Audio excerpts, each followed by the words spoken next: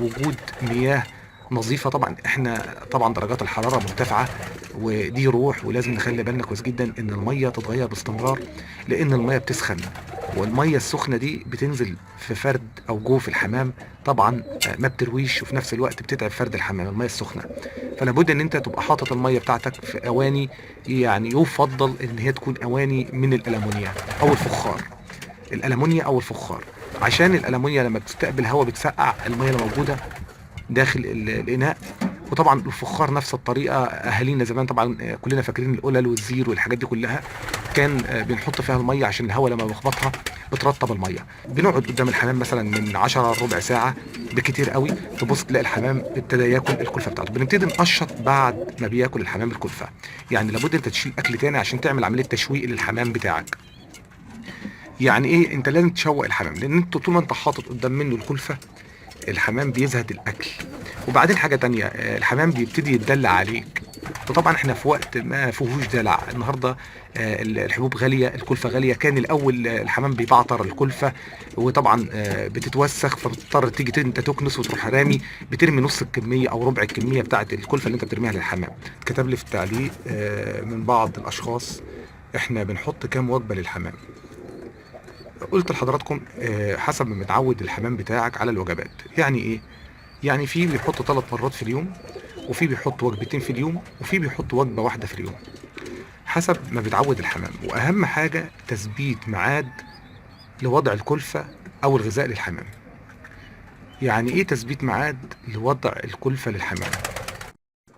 بسم الله والحمد لله والصلاة والسلام على رسول الله صلى الله عليه وسلم.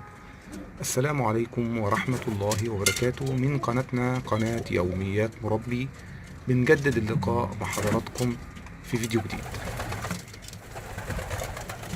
زي ما تشوفين حضراتكم كده، احنا ما زلنا بنتابع الحمام بتاعنا. طبعا بسم الله ما شاء الله. زي ما تشوفين حضراتكم كده، يعتبر انا موجود مع الحمام اخر النهار. كان اتكتب لي في التعليق من بعض الاشخاص: احنا بنحط كام وجبة للحمام؟ قلت لحضراتكم حسب ما متعود الحمام بتاعك على الوجبات. يعني ايه؟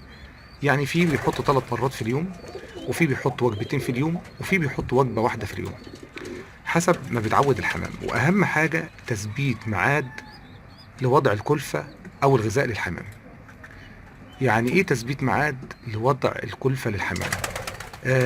الكلام ده كله عن تجربة طبعا. انا بكلمكم لان احنا خضنا التجارب دي كلها، وشفنا ازاي ان احنا لو خلفنا ميعاد الكلفه بتاعه الحمام. يعني انت لو هتكلف الحمام مثلا الصبح، بتكلفه مثلا الساعه 10 الصبح. لو جيت حبيت ان انت تكلف الحمام مثلا العصر او المغرب اخر النهار، هتلاقي ان الحمام اقباله على الاكل مش بالطريقه اللي انت كنت بتشوفه حوالي الساعه 10 الصبح. يعني ايه؟ لما باجي احط الصبح الساعه 10 تلاقي الحمام بيجري على الكلفه وبيجري على الاكل. لو انا خلفت الميعاد بتلاقي الحمام بيتذبذب او في لجلجه. احنا بنثبت ميعاد. يعني ايه بنثبت ميعاد؟ يعني بتحط في مواعيد معينه. انا جربت الكلام ده كله عن تجربه فعلا. ان انا لما معود الحمام بتاعي مثلا بعد العصر بحط له الاكل الوجبه بتاعته بعد العصر. لو انا مثلا جيت حصلت معايا ظروف مثلا وجيت الصبح الساعه مثلا 10 او 11 الصبح قبل الظهر مثلا كده، حبيت ان انا احط الكلفه للحمام، الحمام ما بيقبلش على الكلفه، يعني بياكل نص الكميه اللي انا بحطها. لو انا حطيت في الميعاد بتاعي اللي هو بعد العصر بياكل الكميه كلها، ولو حطيت تاني بياكل تاني. فطبعا مهم جدا ان احنا نثبت ميعاد عشان نكلف الحمام بتاعنا فيه. الكلام ده انا بقوله عن تجربة فعلا. مهم جدا الانتظام في مواعيد الاكل بتاعت الحمام. الحاجة التانية اللي عايز انبه عليها لحضراتكم لكل المبتدئين اللي بيتفرجوا على الفيديو بتاعنا، طبعا الناس اللي بتربي حمام وعندها خبرة فاهمة الكلام ده كله، ولكن احنا بنعيد الكلام بتاعنا عشان الناس اللي لسه بادئة، الشباب الصغير الناشئ اللي هو عاوز يربي حمام، فعايز يعرف معلومات اكتر عن الحمام. في نفس الوقت بنحط الكلفة للحمام. بنقعد قدام الحمام مثلا من 10 ربع ساعة بكتير قوي، تبص تلاقي الحمام ابتدى ياكل الكلفة بتاعته. بنبتدي نقشط بعد ما بياكل الحمام الكلفة، يعني لابد انت تشيل اكل تاني عشان تعمل عملية تشويق للحمام بتاعك. يعني ايه؟ انت لازم تشوق الحمام، لان انت طول ما انت حاطط قدام منه الكلفة الحمام بيزهد الاكل. وبعدين حاجة تانية، الحمام بيبتدي يتدلع عليك. وطبعا احنا في وقت ما فيهوش دلع النهارده.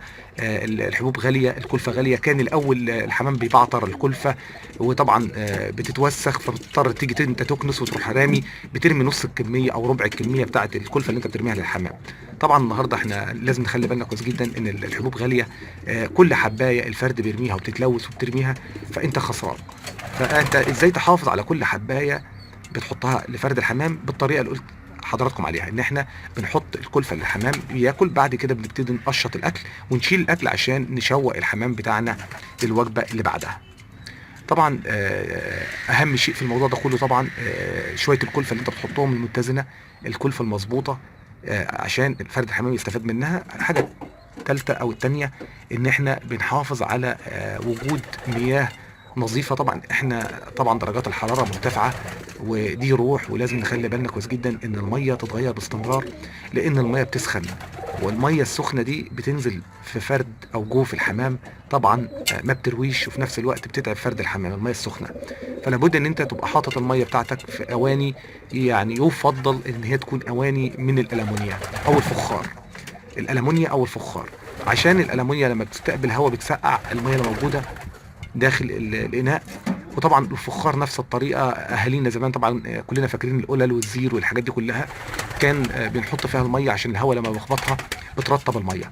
ما ينفعش ان احنا نحط ميه في مثلا حاجات ستانلس، اللي هي الحاجات اللي بتمتص درجات الحراره. وزي ما قلت لحضراتكم ان احنا نبتدي نغير الميه بقدر الامكان مرتين او 3 في اليوم، عشان الميه تكون دايما رطبه بالنسبه للحمام. كمان نحط الميه بتاعتنا في اماكن فيها ضله، ما نعرضش الميه لدرجات الحراره العاليه، عشان الميه النهارده لو انت حطيتها في الشمس هتغلي. يعني انا كان حصل معايا موقف، كنت في العربيه وحاطط ازازه على الطابلو بتاع العربيه، بصيت لقيت ان بعد ساعه ساعتين لقيت ان الميه نفسها بتغلي. الميه في الازازه نفسها بتغلي من درجات الحراره. فطبعا مهم جدا شويه الميه بتوعنا يكونوا على الاقل رطبين، مش هنقول ميه ساقعه، الميه بتكون رطبه حلوه.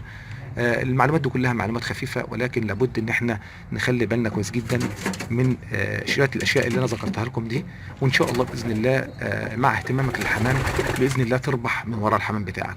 يا رب تكون معلومه خفيفه وما كنتش طولت على حضراتكم في الفيديو. اللي لأول مرة بيتفرج على قناتنا قناة يوميات مربي، ينزل حالا دلوقتي يشترك في القناة، يفعل الجرس عشان يصله كل جديد من الفيديوهات اللي احنا بننزلها. يجي لك شعار طالما فعلت الجرس، يجي لك شعار بالفيديوهات الجديدة اللي احنا بننزلها. اللايكات الجميلة بتاعتكم زي ما قلت لحضراتكم، لايكاتكم اولا بتسعدني، ثانيا بترفع من شأن الفيديو اللي حضراتكم بتتفرجوا عليه، بترفع من شأن القناة كتوتال قناتكم اللي هي قناة يوميات مربي. اشوفكم على خير في حلقة جديدة، والسلام عليكم ورحمة الله وبركاته.